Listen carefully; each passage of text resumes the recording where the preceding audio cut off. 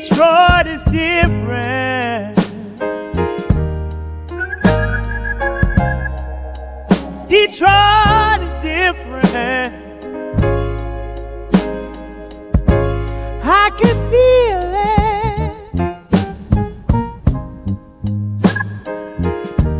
Detroit is different. Welcome back to another Detroit is Different podcast in the Detroit is Different studios. And today is definitely a special episode, a heavy episode. I often speak of something being heavy that weighs on minds and hearts. And this is just a reality of society, American culture, as far back as America goes, what can interact with violence throughout. So I know that that's a lot to open an episode, and this is definitely a message that I got and I wanted to share. And I said, this is the best platform to share this, as in studio, I have someone that is not just a neighbor and community, but a pathway. I rarely use the term role model because that's just not necessarily my language per se often. But I look up to so much of the work that has been laid, of the ways to change around community. And pour in the community, really looking at rebuilding and restructuring how you can pour in from self to family and so much more, and welcome so many others. If you check the archives of Detroit is Different, you can see the interview that really inspired a lot in me to say, okay, I need to look at how large Detroit is Different can be. So that inspiration is really literally a walk away, a good walk, but definitely a bicycle ride away, and more so, so much reaching the world. And it's heavy because in this space and in that world changing, life changing, family changing work, culturally uplifting our people, tragedy strikes of violence through a homicide in family. So that preface I leave and I introduce Mama Shu of Avalon Village. And today we're talking about the murder of Chin, her son, and the lack of response from our justice system to bring justice about this cause.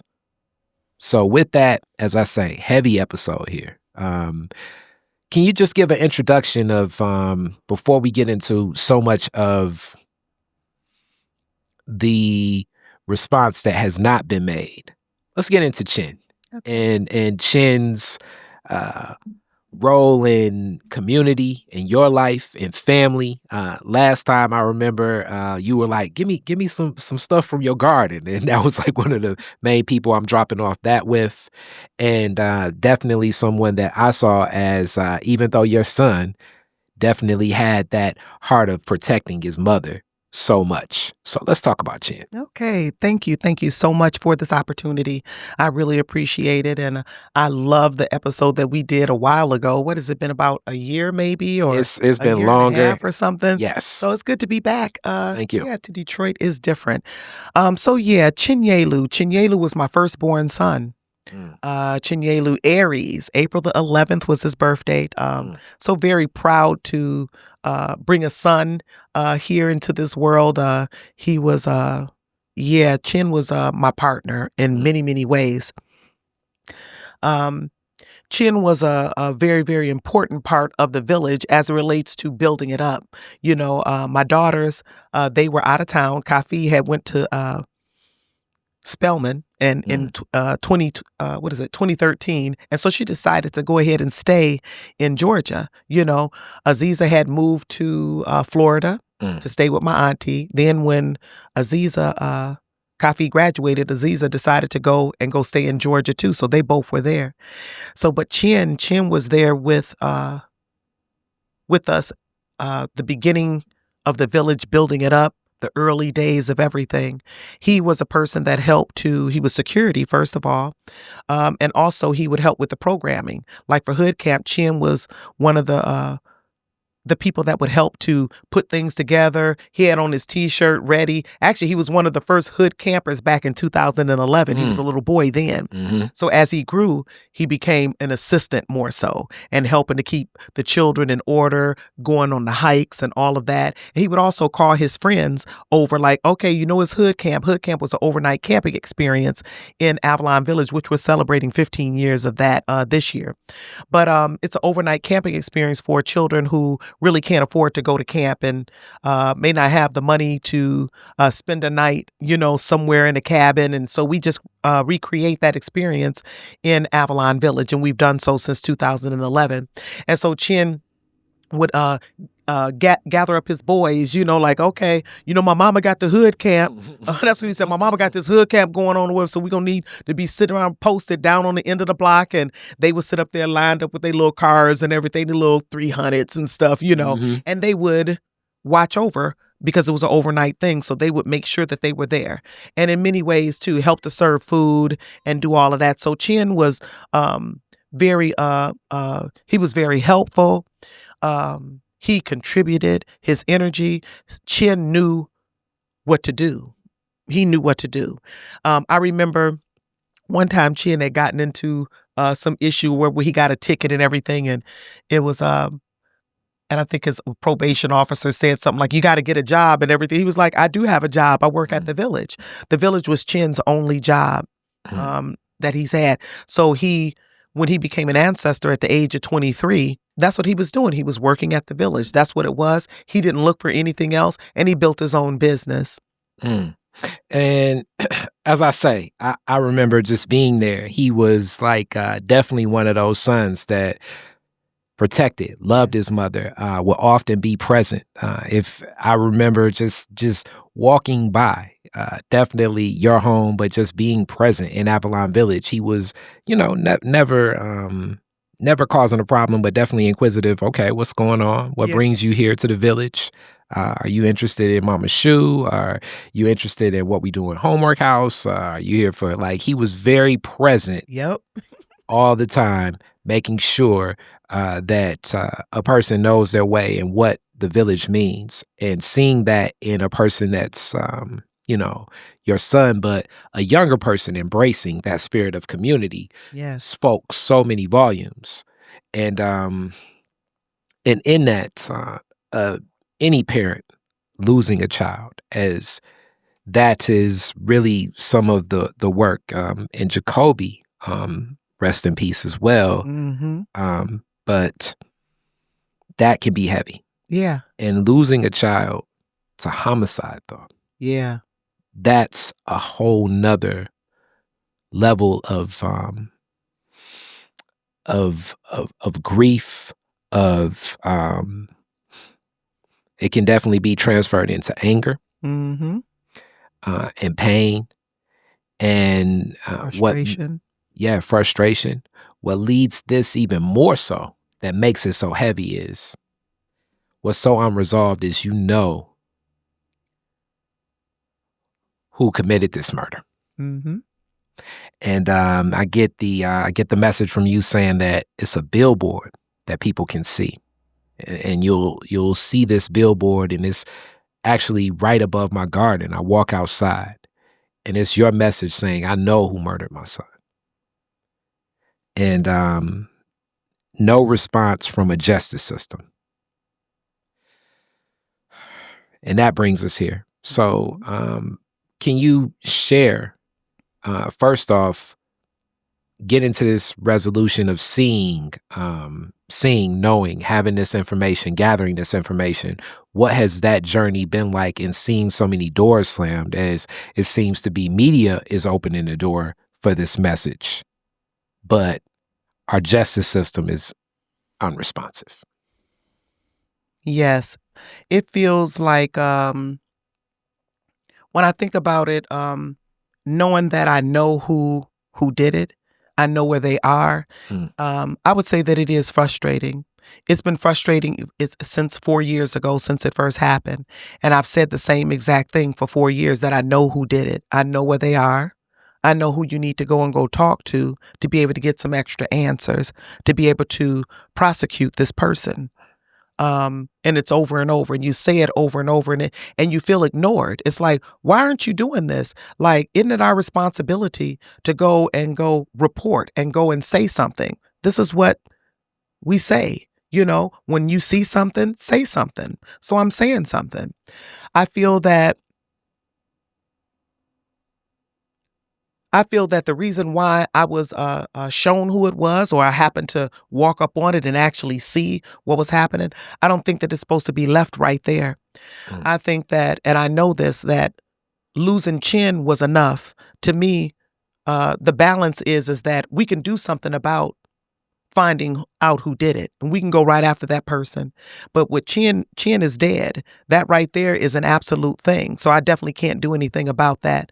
But I can do something about the person who actually killed him. So, and I won't live with both. And the only one that I'm forced to live with is Chin being dead, not finally getting justice for whoever did it. That's it. So I know that something can be done with this. So you go and you report it. There's just been a lot of I would say flaws and different things that have happened. And I guess maybe starting local all the way down to just reporting it to this. Been through every law enforcement, the city. When I initially started there, the report got lost a couple of times. I had to get a copy of it, give them a copy. I've even taken witnesses down that have had an argument with the killer on Instagram. They gave a full report to the detective. So these are some things I'm talking about, like concrete things, like here it is. So they risk their lives, like, okay, Mama Shoe. And I went to go pick them up and everything. And I said, are you willing to say something about it? Screenshots of him actually saying that he killed Chinyelu. All of this stuff I have saved up. I received anonymous letters when Chinyelu got killed on January 26, 2021. That's when it happened. Days later, I got a couple anonymous letters like, hey, you don't know who I am, but Chin was a good boy. He didn't bother nobody, this and that and the other. Here's where you may want to start on who had something to do with him being killed, and just some of the people, just telling me just some of the characters and stuff. And so I just started researching them myself. And then I got another anonymous letter from that person too. And it was pictures of some of the guys you may want to go ask them or see, point in the direction, or at least get the authorities to go in the direction of these guys. So this is what this person was giving me this information about. And so just gave them all of that information, but to have an eyewitness in me to actually go and I hear the gunshots, and then I go and get up.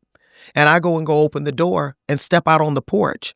And right across where Chin's truck was, he was doing security. It had just freshly snowed too on that night. And it was like 6:30. I was the president of the Board of Education at that year. I remember that. And I was on a meeting. I was on a Zoom meeting. And I heard the gunshots going, and I put the phone on mute and I ran out but the call was still on. And when I went outside, I just looked over there and I saw both of those guys over there by Chin's truck. And I saw the first guy, he scurried behind our Village Hall building. It was the one that Ellen donated to us, that long building with our logo on it. And he scurried on behind it. And then this other one, this is the one that's in jail right now. He's in jail for felonious assault for another crime. This is why I'm trying to let's go and go talk to him. Let's go and go prosecute him, question him. He's already sitting down. Y'all already have your hands on him. Let's go down there. He's in a jail in Muskegon. I got all my information for Otis. I'm on Vine Link so that they can let me know his every single move.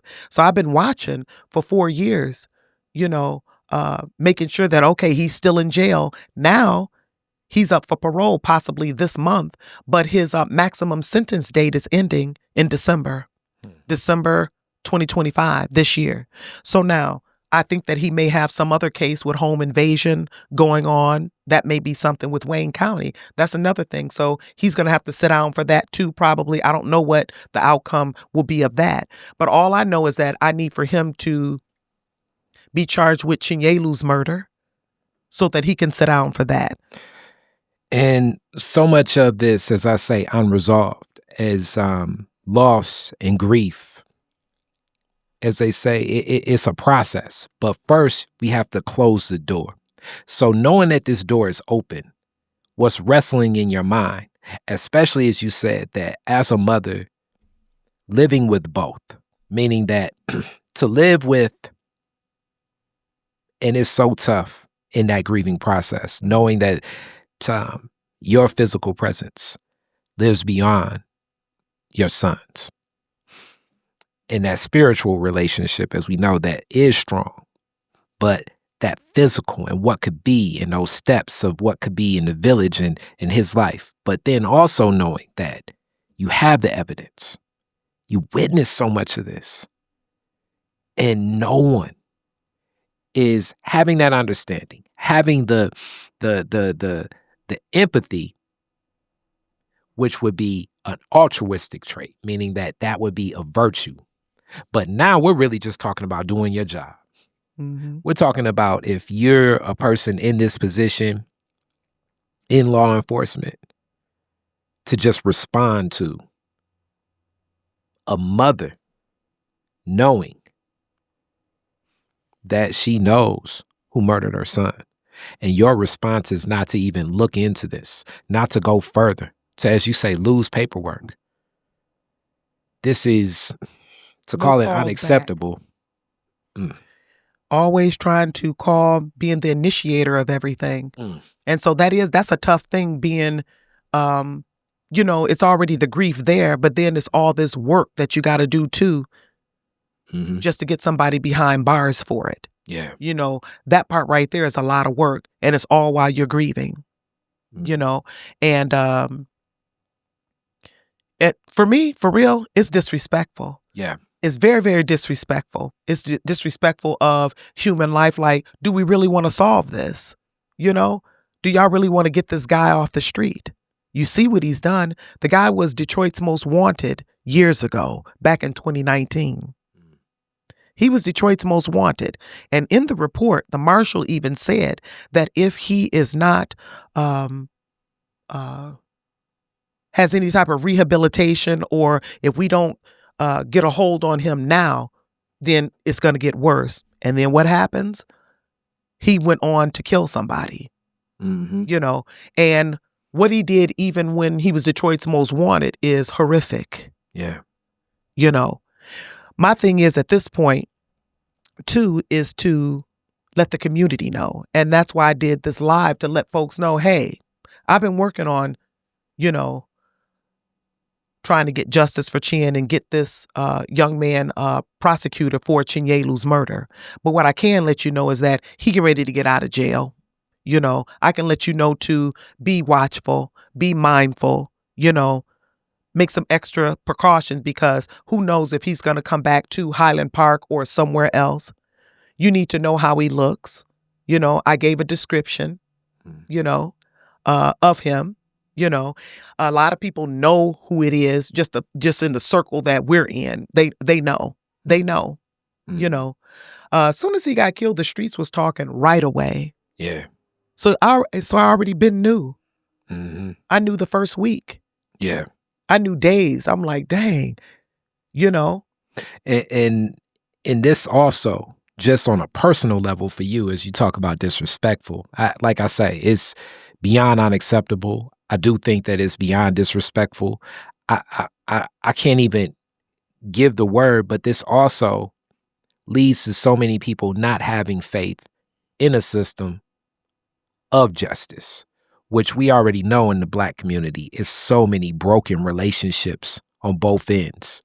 And as we struggle with so much of how violence is very prevalent throughout American society, how it becomes pervasive in our society as unresolved mental issues, traumas, all this stuff stirs up But things like this even make things worse because you're thinking to yourself, okay, this is Mama Shu of Avalon Village, knows what happened, knows who murdered her son, took the evidence over years looking to walk this down through a grieving process. How is the next person supposed to respond?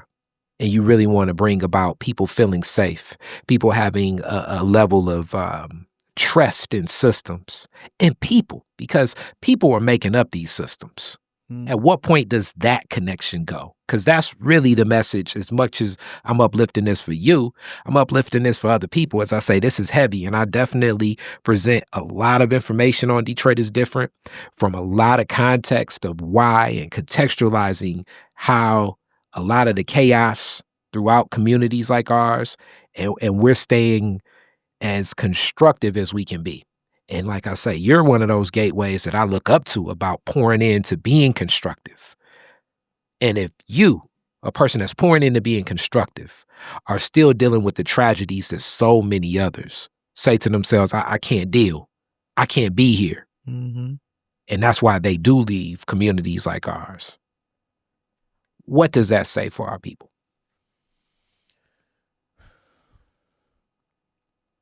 Well, that part right there really doesn't look good. Mm-hmm. I don't even know what, Yeah. it really, really don't look good for us as a whole. Yes. If stuff continues to be like that, if Mhm. things continue to go down the same old type of road, and no matter who you are, it doesn't even matter. And somebody said that too, like, oh, you just a CNN hero, you this. I'm like, okay, but I'm still living in the hood. And we all have the same type of problems. Doesn't mean what my job is, what my calling is, what my mission is. And I want to say something about the disrespect part too. To me, I'm just saying as a mother, and here's why I can't let this happen. And here's why I must get justice is because to me, you're ignoring Chinyelu. Yeah. And that's unacceptable to me. It's unacceptable. I don't know if you know how hard that is, just so unacceptable in my mind as Chinyelu's mother, somebody who have nurtured and to show him things and help him grow. Like, you're going to ignore Chinyelu like this? And I'm telling you who did this? And then thus ignoring the neighborhood and not keeping the neighborhood safe?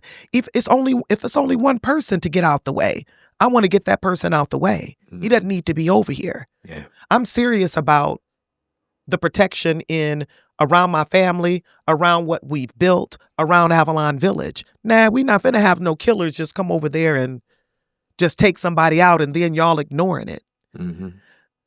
I think that people react or whatever a lot of times to media. It almost seemed like every single time I've always had to do something very extreme to just get a little bit done. When Chin first got killed, Highland Park was in charge of the investigating what's going on and everything. That didn't move so good. I put up a billboard. I did a 1 year with Channel 4, a 1 year update, like, hey, what's happening 1 year after the death of Chin. And Channel 4 came and did their update because they covered it. They come in to do an update. And there was supposed to be a warrant taken down to Wayne County. Well, finally, the warrant came, but that was a year later. Then it went down to Wayne County. And I never heard from a prosecutor or anybody, no advocate, I didn't hear from anybody. It went down there, but everything always seems like it's a reaction. Mm. And then when I did the first billboard, like, I need somebody to help me. Like, I'm going locally trying to get help, getting no calls back and all of this. It's like, okay, well, maybe somebody will see this. I'm talking about just maybe some random person like, dang, let me help this lady. Maybe I may have a tidbit, or maybe I may be able to, I don't know, write a letter or just in any way that they could to assist. Mm-hmm. And so the state came and got Chin's property and everything and came and got his case. Mm-hmm. So I talked to somebody in the state, and the person in charge at that time, and nothing got moved. You get one conversation maybe, And then that's it. Other than that, and then the Attorney General. I even got a chance to speak with the Attorney General. They said that they were going to assign an agent to it. And I never heard from an agent. I've just been following up. Everything is just following up and just emails. I've emailed the packet of copies of the anonymous letter, of all the stuff, the Instagram beef that was going back and forth with Chin's friend and the killer. Basically, teasing them, telling them to just shut up, tired of you crying or whatever. Yep, I waxed him. That's what they said. That was the words. And I got that in the screenshot with a laughing emoji all on the screenshot. So those are just some of the things. And as we talk about something that heavy, like I say, because this is a mother walking this down. This isn't like an attorney advocating on behalf of a family. Yeah. You're the mother. So you have to relive this tragedy every step of the way as you open one new door, hoping that this next person moves forward with it. And no resolution, no callback, no, all right, we're on it, or give us some months, give us some time. Back to these resolutions and this outreach to encourage a system to function as a system that it says it does. And then you talk about the Instagram beef. And then we present this idea of we want safer societies. The Instagram beef could lead to more violence on who knows what side. Yes. And that doesn't resolve anything. We've seen so many of the, like one act of violence spiral so many other acts of violence, so many other causes of tragedy through so many other families. And that's not the resolution that I'm sure local authorities want, county authorities want, state authorities want, especially when it's at their feet. And then it becomes a blame game of it was them or it was them or it was them, when it really could have been everybody to just be responsible to respond and follow through, respond to that mother. And disrespectful, like I say, I wish I had another term because I think it's deeper than that, but definitely it's in that family of disrespect. And I can only, right now, send so much love your way, because as I say, as I'm thinking, you're just walking this down each step of the way and have to relive it so much, and it's just weighing on you to engage with this. Even today's discussion is not this isn't the Detroit is different that I know what we're envisioning on having with someone like, you in a studio like this. But this is the discussion that needs to be had. Mm-hmm. Because as tragic as this is and traumatic as this is, that this is happening for so many people. And then when law enforcement speaks about people speaking up and what could happen, these are the responses. Yep. Because you're right. It is so many people that are looking, saying to themselves, like, that's Shoe. That's Shoe. Avalon Village. So imagine a person 2 blocks over on Rhode Island, Connecticut, Massachusetts. These are streets in Highland Park, or streets in Detroit, or just streets anywhere in America. With this, I know this is at that space for people to know, as you say, because you can't arm people with that information of watching themselves, being aware of who's in community and who may not necessarily be on those healing journeys to enter back into community. What else would you like to share as far as how we as community can uplift and support you in the efforts of bringing justice? Well, I would say this. Here's how anybody could help. If there is a prosecutor, if there is a politician, someone who we have voted on to come and help to make changes in our community, I need for them to get in touch with me to be able to help to get this done. If I've seen someone who was in a crime, I'm saying something to you. Where do we go from here? Who do I need to be connected with? I want to be connected with the appropriate person that will help me walk this all the way through so that I can get justice for Chinyelu, so that we can make this community safer. When I say disrespect, I mean it's disrespectful to everybody else. Like, you're not listening that somebody is saying that a killer is here, a killer, and said, we know where he is. We know we can button this up. We can go down and take care of this. I need for somebody that will listen and somebody that will care about community and care about others. That's one of the main things that is, first of all, Chinyelu is an ancestor right now. And there's nothing that could be done about that. But we can do something about other parents feeling the way that I feel, just in case this killer gets back out. It's just one person, but it's a bunch of, people see stuff all the time, obviously, and they don't say anything for whatever reasons. They may be afraid, they may be whatever, but I'm not in that space. I'm in that space that I want a peaceful life. I want to live in my community in a peaceful way. I believe that we should be safe. There's a lot of things that we're lacking already. We can't be protected. We can't feel protected. That's ridiculous. And that is unacceptable. And as it relates to being mama's shoe and helping to clean up and do a lot of things and make ways for children and families, and just really trying to just clean up the blight on my own space, in my own space, that I feel like, okay, let me go ahead and try to take control of this, at least a chunk of Highland Park. Let me go ahead and see what I can do as a citizen to make things safer, to bring beautiful things in the city that we want. I think that that's what I need. I need somebody that's going to connect with me and stay connected with me and my family to see this all the way through, however that looks, whether it's an attorney, whether it's somebody higher up, whoever it is that can feel that. But the thing about it is, what is just so disappointing is that I saw who did it, the very simplest things. It's like, why does it even have to go this far? Why does it have to go far to where you got to call officials and all of this? Why?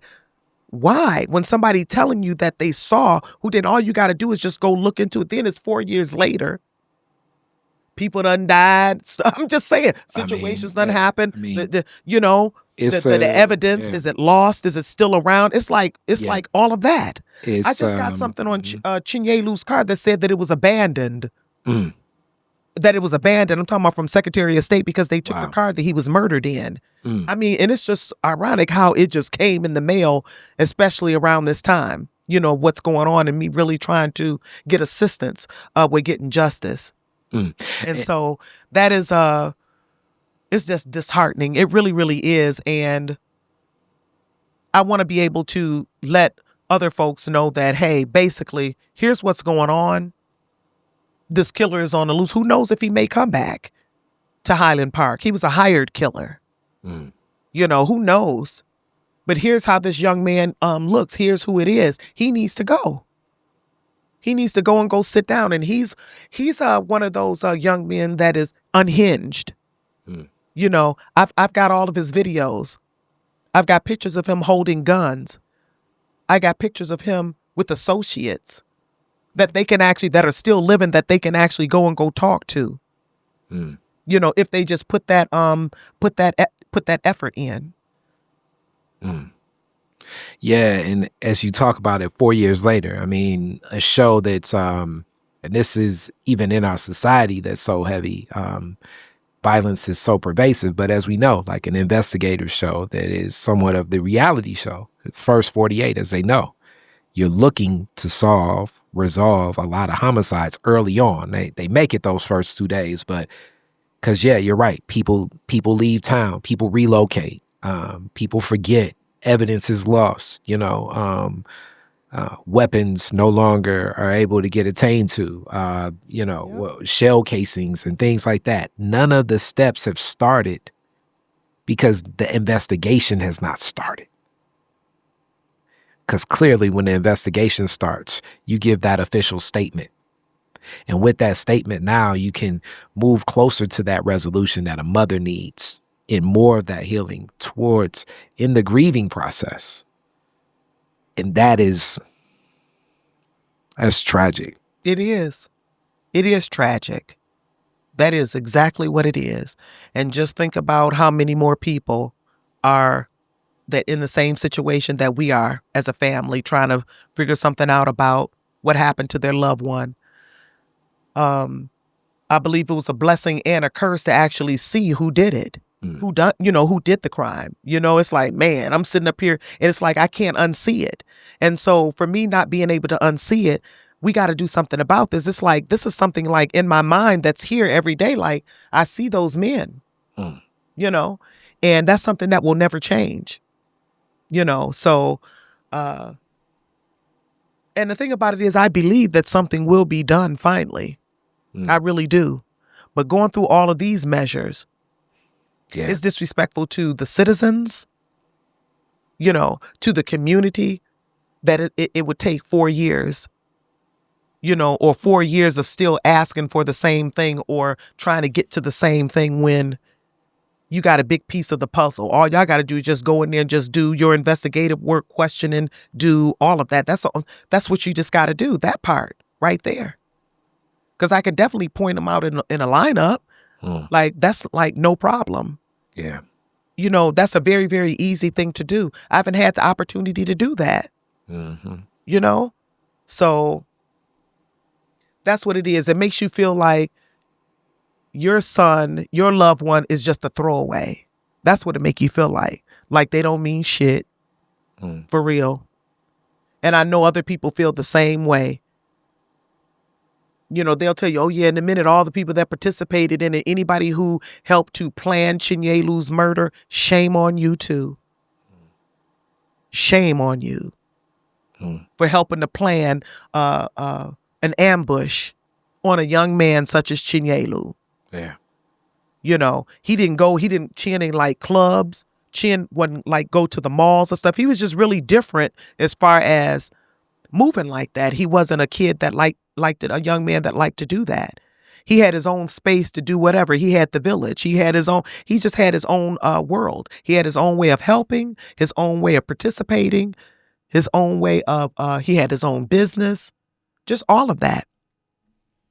And you got somebody to come to do that to a citizen and you can solve it. And y'all don't go solve it. And I remember I was looking on Instagram, people, they into street justice and all of this. It's like 4 whole years you wait till a person to, do their job and to make these steps.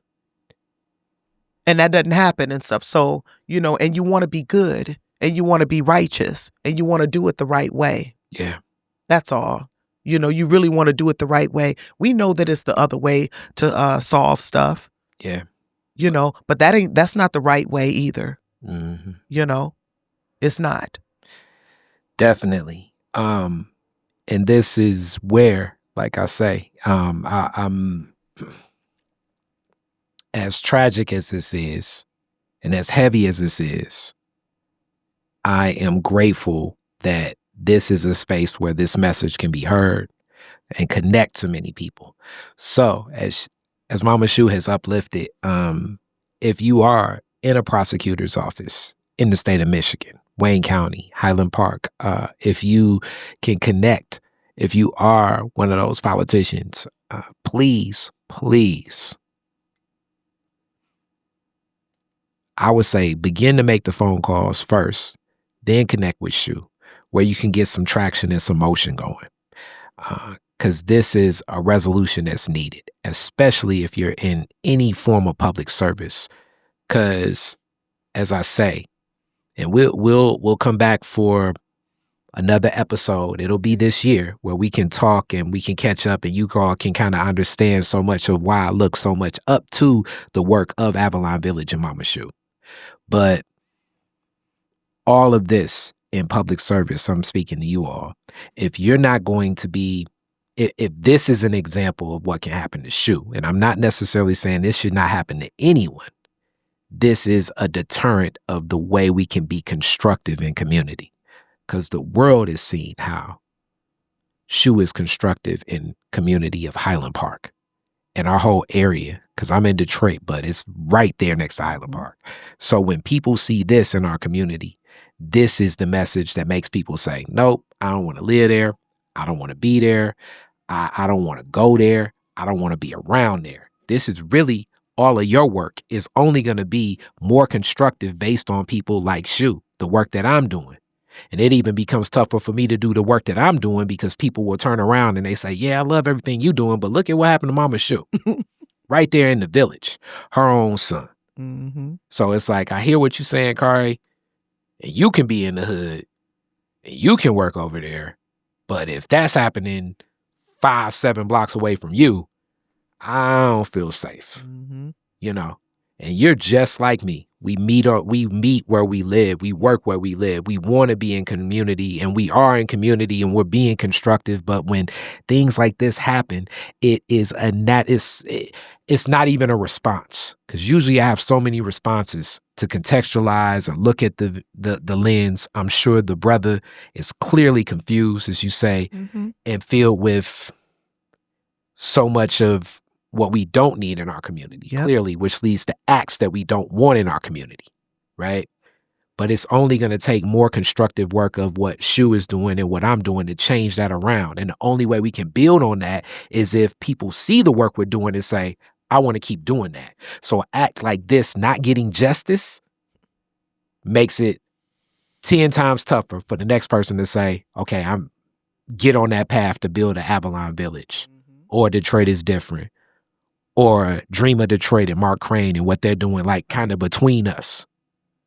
So like these are dominoes that affect 3 community organizations as far as I'm concerned, the Muslim Center too, the Huda Clinic, Focus Hope, and Hope Village, because it connects to all of these communities as it's all walking distance. He comes back to this community, he's going to be in all of these spaces because we're all in these spaces. And if it's in the back of people's mind that it's a killer on the loose and just how we respond to violence in our society, that's going to be heard more than a collard green cook-off, more than a Hope Village farmers market, more than the hungry man coming to Avalon Village, more than Dream of Detroit opening up what they're doing with their entrepreneurial center, more than Huda Clinic giving away free medical testing. That's what's going to be heard. So if you don't resolve this really impacts the way that we do work in community. A resolution is needed for this if you want to see our community be more constructive. Yes. I do want to say, if anybody wants to get in touch with me, they can give me an email at shu@theavalonvillage.org, shu@theavalonvillage.org. And I look forward to coming back on this show. I'll be able to say his name and he'll be convicted. Me too. Definitely. I'm going to have that there. Thank you so much, Mama Shu, for this. All right.